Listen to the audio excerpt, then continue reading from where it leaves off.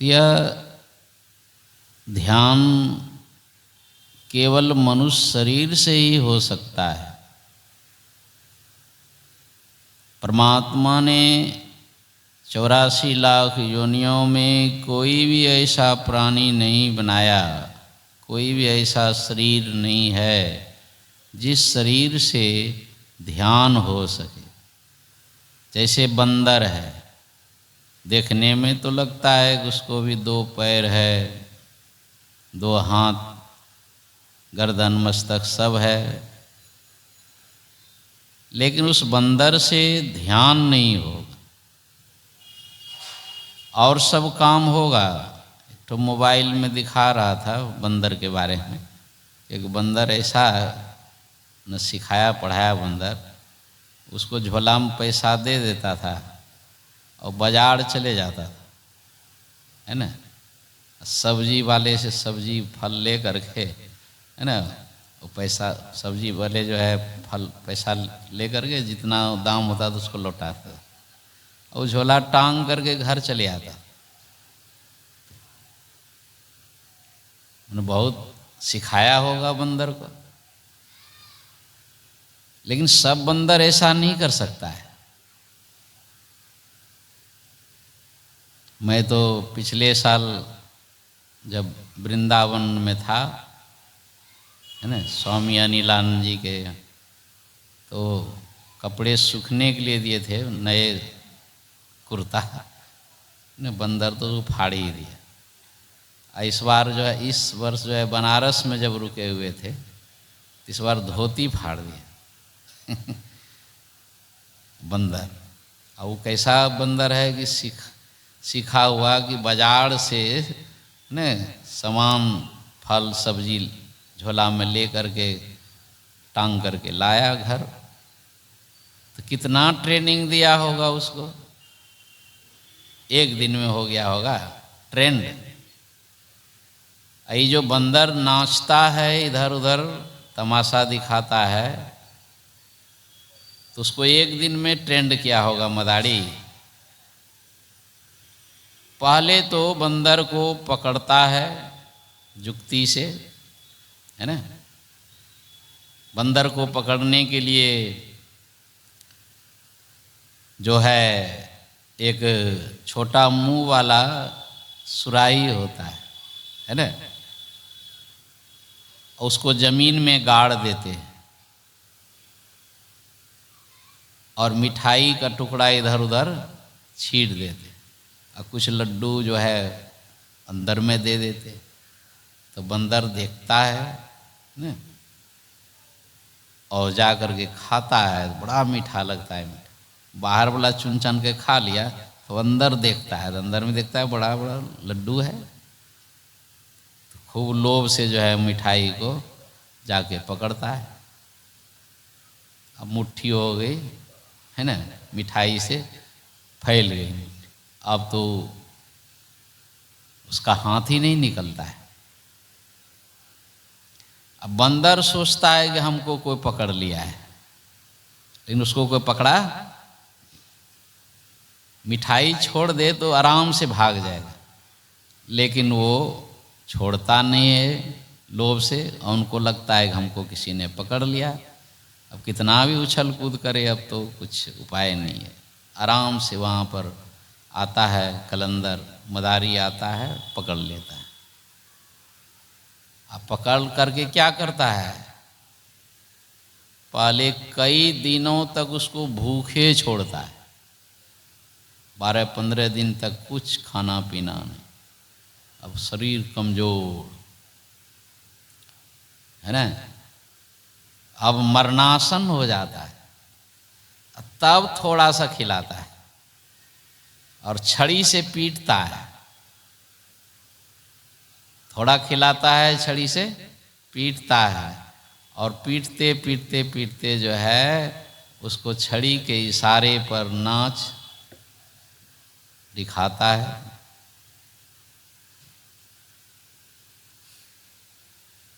चौथा जन्म बानर का होई है, नहीं, लकड़ी ने नाच नचई हैं, ऊंच नीच आगे हाथ मांगे नहीं, ऊंच नीच आगे हाथ पसारी हैं, अब मांगे से भीख ना पई। दीवाने मन भजन बिना दुख पई हों। संसार में जिनको भजन में मन नहीं लगता है तो कहते हैं उनको बड़ा दुख होता है। पहला जन्म भूत का पई हों। ये जो सत्संग जिसको सुनने में अच्छा नहीं लगता है, नहीं तो मरता है तो पहले भूत बनता है। 7 जन्म पछतई हों न, कांटे पर ले पानी न पई हों, प्यासन ही मर जई हों। दीवाने मन भजन बिना दुख पई हों। उसी में कबीर साहब कहते हैं कि बानर जोनी में भी जाना पड़ेगा जिनको भजन नहीं में मन नहीं लगता है। तो बताइए एक बंदर को ट्रेंड करने में कितनी धुलैया हुई, तब जाकर के वो बंदर छड़ी के नाश,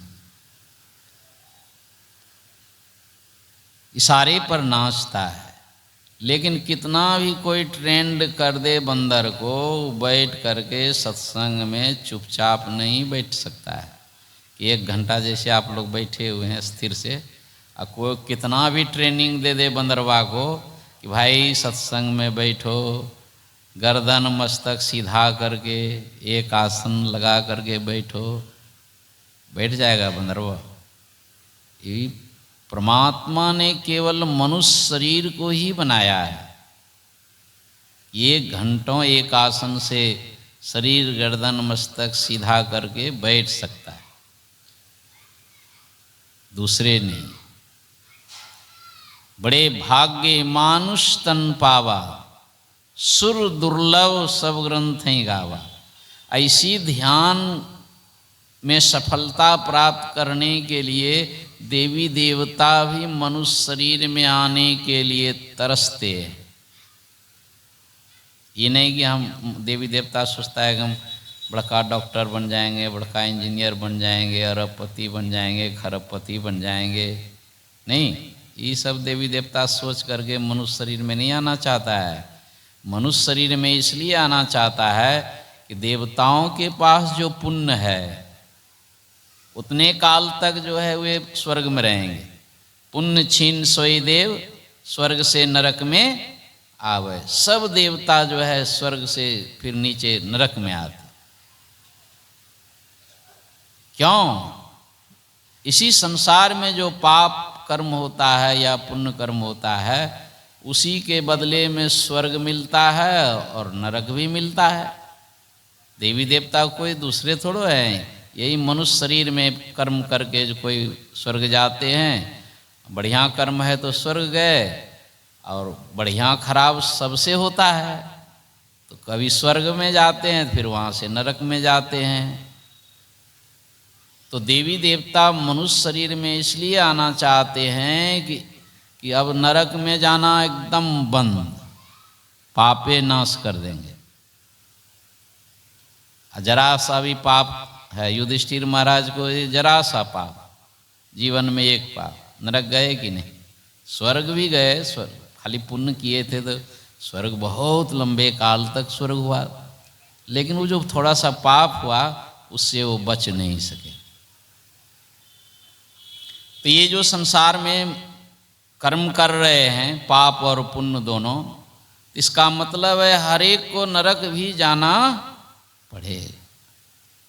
और ये सत्संग का जो आयोजन रखा गया है, एकदम पापों को ही जला करके शरीर छोड़ना है, एक भी पाप हमारे अंदर में नहीं रहे। यही सबसे ऊंची कमाई है। इसी को लोग तो भक्ति कहते हैं, इसी को लोग मुक्ति कहते हैं। लेकिन ये पापों का नाश संसार में कोई कितना भी कोई उपाय कर ले, युधिष्ठिर महाराज कम उपाय नहीं किए, बहुत यज्ञ किए, बहुत व्रत, बहुत तीर्थ, बहुत दान भी किए युधिष्ठिर महाराज, लेकिन पापों का नाश नहीं हुआ। पापों का नाश तो एकमात्र ध्यान से ही होता है। ऐसा ध्यान बिंदु उपनिषद में हम लोग सुन रहे थे। यदि शैल समं पापं विस्तीर्णं बहुयोजनं विद्यते ध्यान योगेन नान्यो भेदः कदाचन। एकदम दूसरा कोई उपाय नहीं है पापों को नाश करने का, एकमात्र उपाय है ध्यान योग। क्या है? ध्यान योग। तो बचपन से ध्यान करना चाहिए कि नहीं? कितने जन्मों से पाप करते आ रहे हैं, पापों के संस्कार जन्मों के मेरे, एक जन्म का पाप नहीं है आपके पास। तब न देखते हैं कि भी कितना दुख, सब बच्चा भी बीमार हो जाता है, बच्चा भी रोगी हो जाता है, बच्चे को भी जो है बहुत कष्ट होते हैं, जवान को भी कष्ट होते हैं। बच्चा तो भी कुछ नहीं किया है, जन्म ही लिया है, तो इस तरह रोग क्यों हो गए? इससे पता चलता है कि पहले जन्म का पाप है, पापों के संस्कार जन्मों के मेरे, ये जन्म जन्मांतर के जो पाप हैं। तो कहते हैं यदि शैल समं पापं विस्तीर्णम बहुयोजनम, एक योजन में 4 कोस होता है, बहुत योजन तक हजारों कोस यदि पहाड़ के समान किसी का पाप राशि फैला हुआ है तो विद्यते ध्यान योगेन, ध्यान योग से सब नष्ट हो जाता है। अब कहिए कि अभी भी ध्यान नहीं करेंगे। बहुत लोग होता है खाली अगरबत्ती घुरा देगा, नहीं फूल चढ़ा देगा, प्रसाद चढ़ा देगा, अब बैठ करके दीक्षा ले करके ध्यान नहीं करेगा। कोई उपाय है नरक से बचने का? कोई बचा देगा? नाती पोता, सीओ वीडियो, मुख्यमंत्री, प्रधानमंत्री, या कोई देवी देवता? देवी देवता तो स्वयं जाएंगे नरक में। आपको कौन बचाएगा?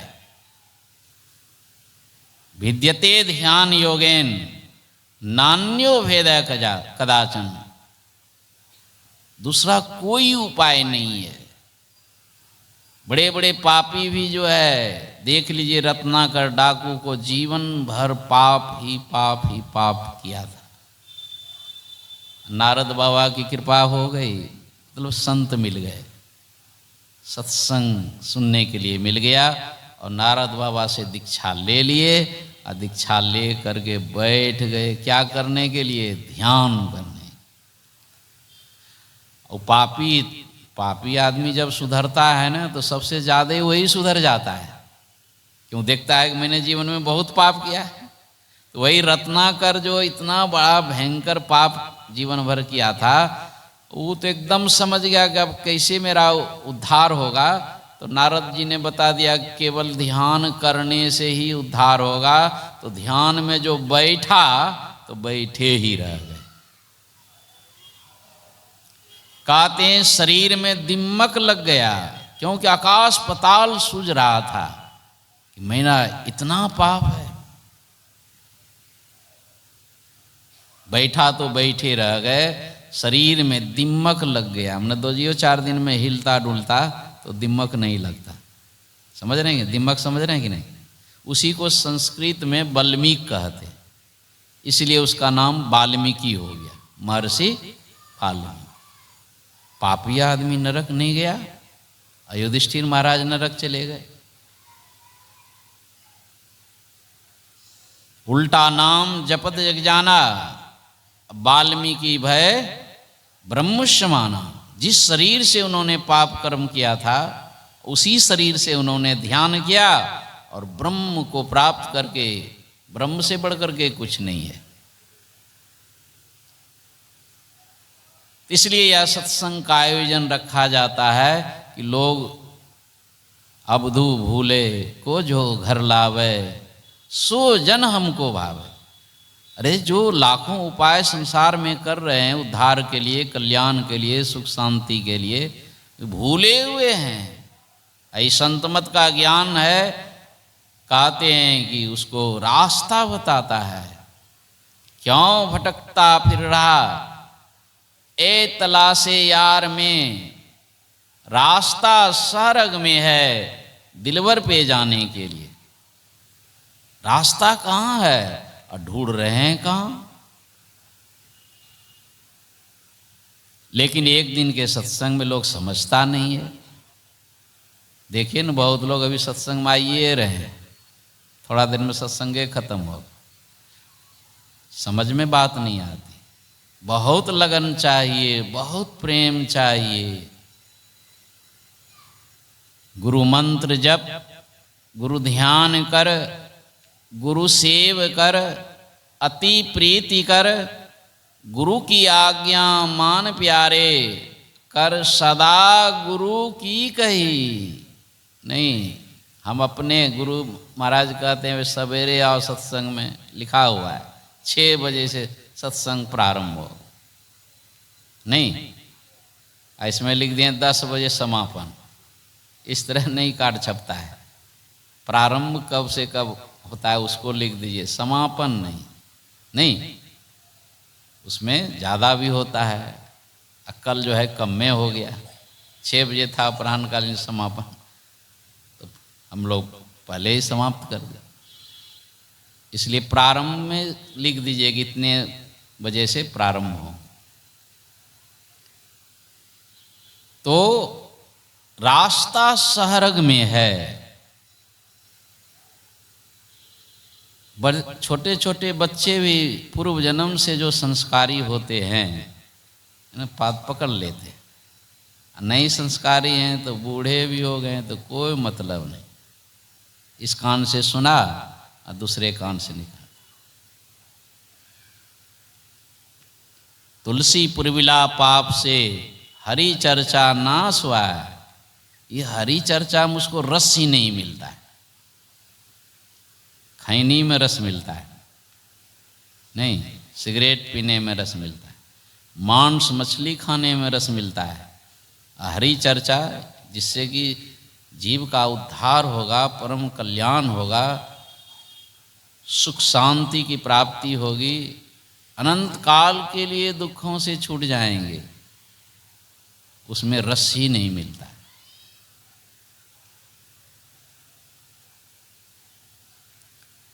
तो इसलिए कहते हैं गुरु मंत्र जप, गुरु मंत्र मिला है तो जप कीजिए। गुरु मंत्र जप, गुरु ध्यान कर, गुरु सेव कर,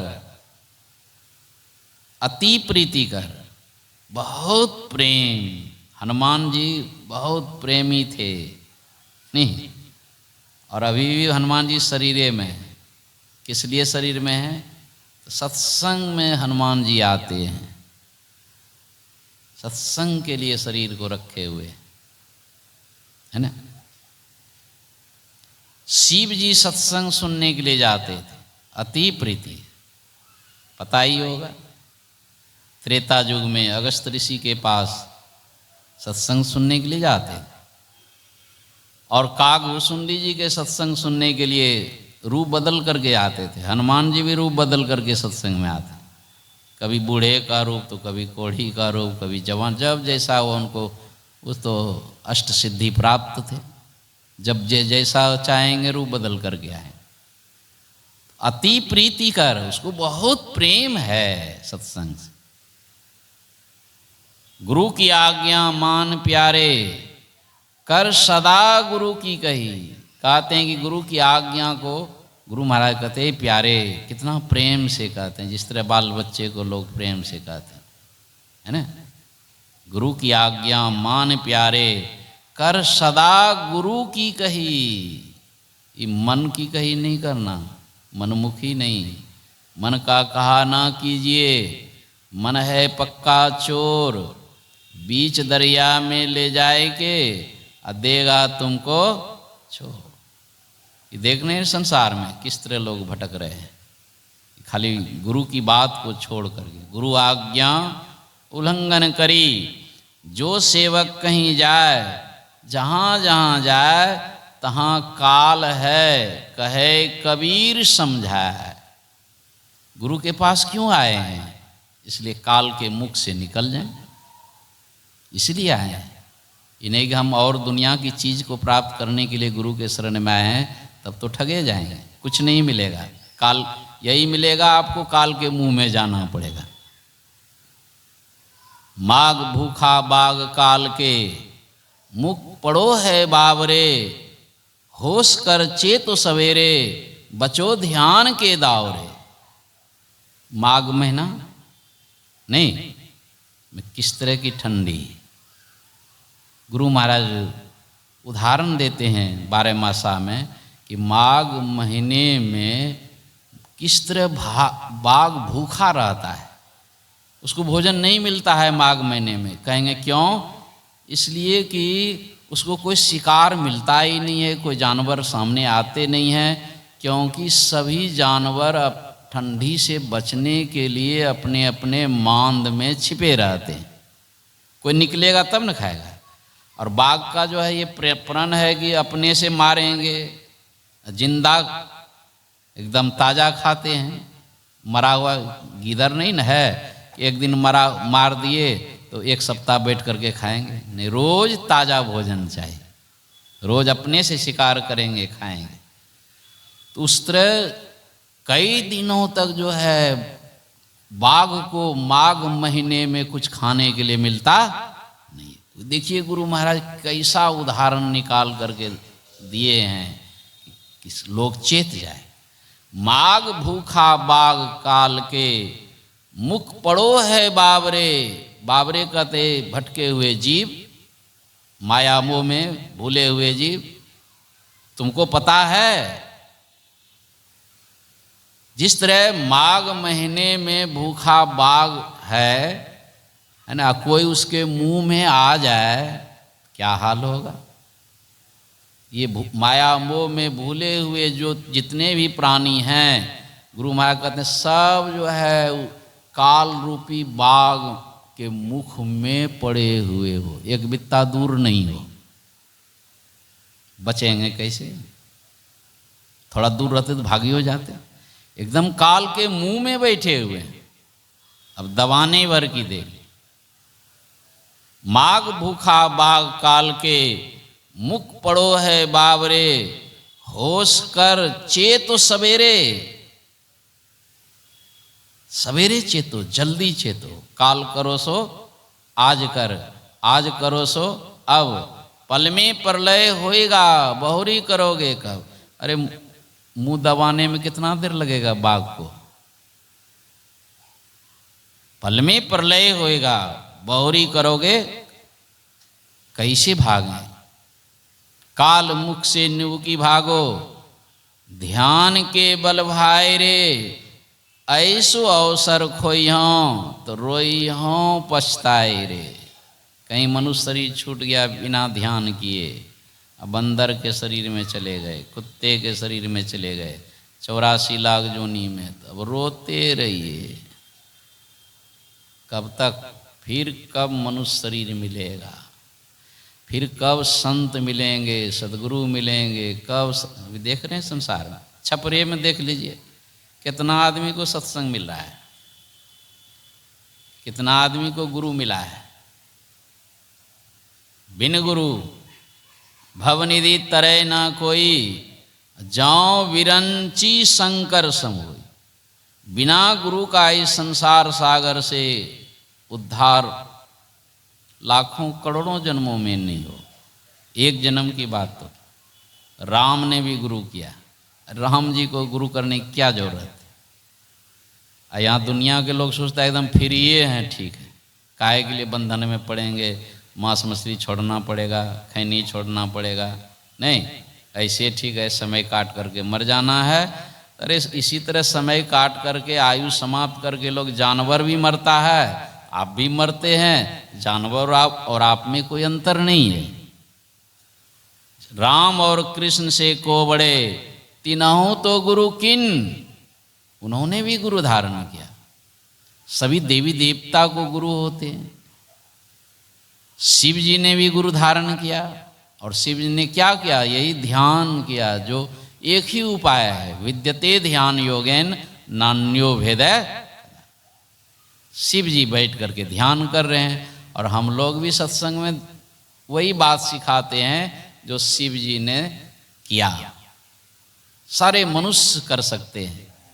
इसीलिए मनुष्य जन्म मिला है कि आप बैठ करके ध्यान कीजिए। भगवान राम ने भी यही कहा, नहीं बड़े भाग से मनुष्य का शरीर मिला है, इसमें ध्यान कीजिए। नहीं साधन धाम मोक्ष कर द्वारा, पाई ना जही परलोक सम्हारा। कहते हैं इस तरह ध्यान करके साधना करके मुक्ति के द्वार, उसी को सहरग कहते हैं। सहरग मतलब होता है सुषमना। क्यों भटकता फिर रहा ए तला से यार में, रास्ता सहरग में है दिलवर पे जाने के लिए। सहरग मतलब सुषमना, वही है मुक्ति का द्वार। जो उसमें प्रवेश कर जाते हैं वे मृत्यु के मुख से निकल जाते हैं, वे अंधकार से प्रकाश में चले जाते हैं। उनकी चढ़ाई पिंड से ब्रह्मांड में हो जाती है और वे जागृत, स्वप्न और सुषुप्ति तीनों अवस्थाओं से ऊपर उठ जाते हैं। ये संसार स्वप्नवत हो जाता है। नहीं उस रास्ते में प्रवेश नहीं करेंगे, ध्यान में आपकी एकाग्रता नहीं होगी, तो फिर मोह निशा सब सोवन हारा, देखे सपन अनेक प्रकार। मोह रूपी रात्रि में अज्ञानता में आप सोए हुए हैं, सोए हुए हालत में जन्म व्यतीत हो रहा है। देखे सपन अनेक प्रकार। यही जो संसार में कुछ देख रहे हैं, हानि लाभ सुख दुख, ये सब कुछ नहीं है, स्वप्न है।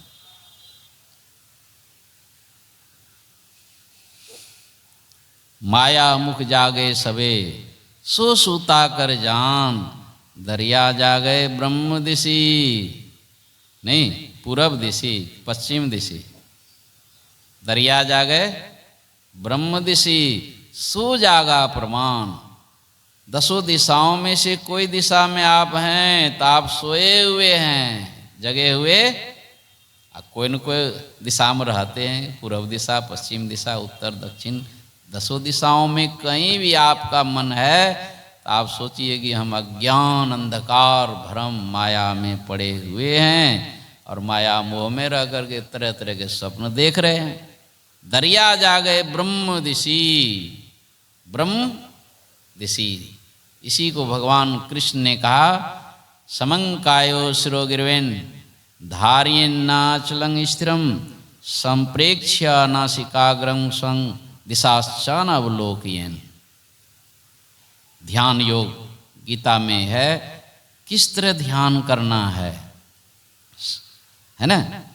भागवत में भी आया है, उद्धव जी से भगवान कृष्ण कहते हैं कि सम आसन आसीनः समंकायो यथा सुखम हस्ता उत्संग आधाय स्वनासाग्र कृते क्षणः। समतल भूमि पर, ऊंची नीची जमीन पर नहीं, खटिया पर नहीं बैठ सकते हैं, चौकी पर बैठ सकते हैं। आसनी बिछाइए और बाएं पैर नीचे दाहिने पैर ऊपर, फिर गोद में बाएं हाथ के ऊपर दाहिना हाथ, शरीर गर्दन मस्तक सीधा रखिए। यही है ध्यान करने का तरीका। हस्ता उत्संग आधाय स्वनासाग्र कृते क्षणः। यह नासाग्र जो है दसों दिशाओं में से कोई दिशा नहीं है, दसों दिशाओं से हट करके जो देखना है उसी को नासाग्र कहते हैं, उसी को सुषमना कहते हैं।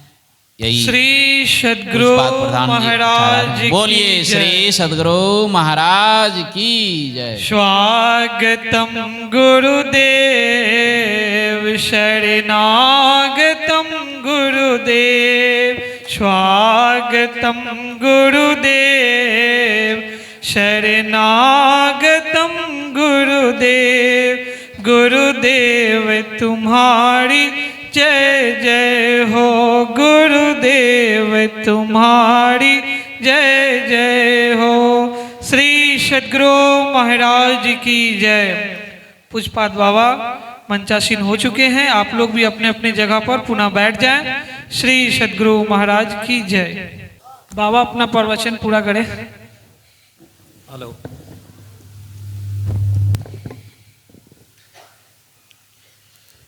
श्री सद्गुरु महाराज की जय। तो मैं कह रहा था, दसों दिशाओं से छूट करके जो देखते हैं उसी को नासाग्र कहते हैं। इसको अच्छी तरह समझना पड़ता है।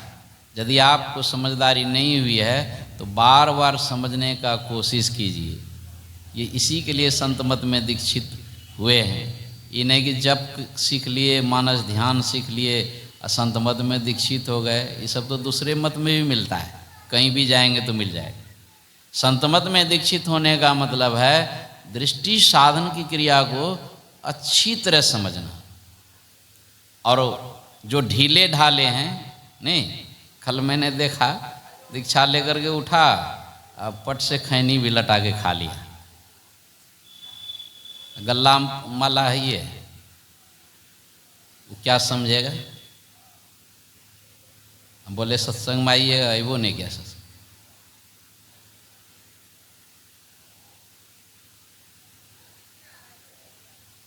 ये है दुर्दशा, है ना। हमारे संत शिशुसूर जी महाराज कहते थे, हेरे आजकल जे दीक्षा ले छो 3 कोनो परतिये रह जाए। 96 ईस्वी की बात, 3 कोनो परतिये, कुछ नहीं, आ रहे हैं जा रहे हैं, कुछ मतलब ही नहीं है। किसी के कहने पर आके दीक्षा ले लिया।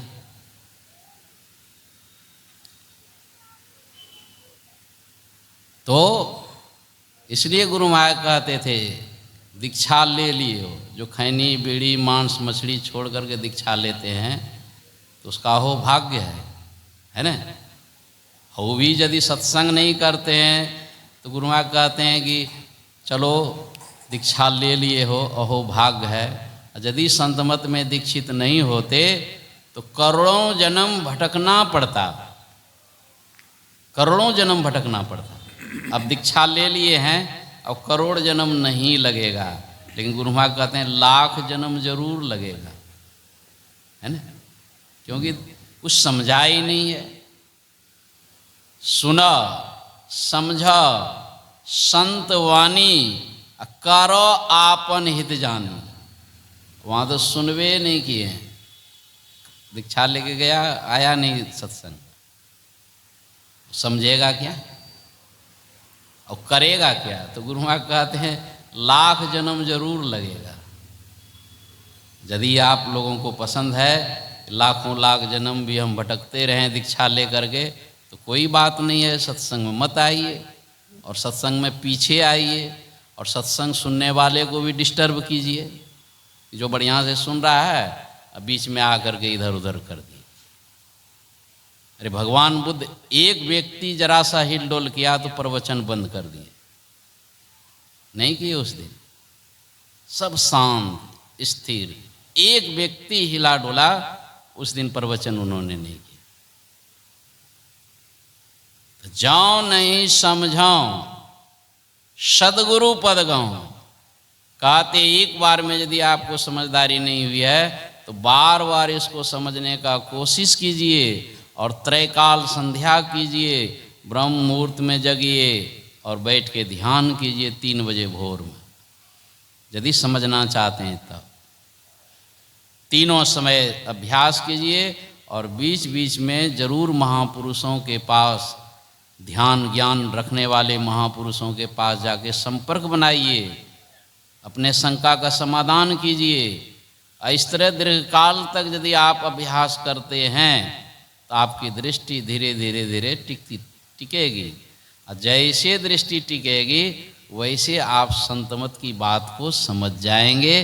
केवल प्रवचन से कोई सुन करके समझ नहीं सकता है। समझा में ही लखा नमूना, बात है सतहित की, यही सच्ची बात है।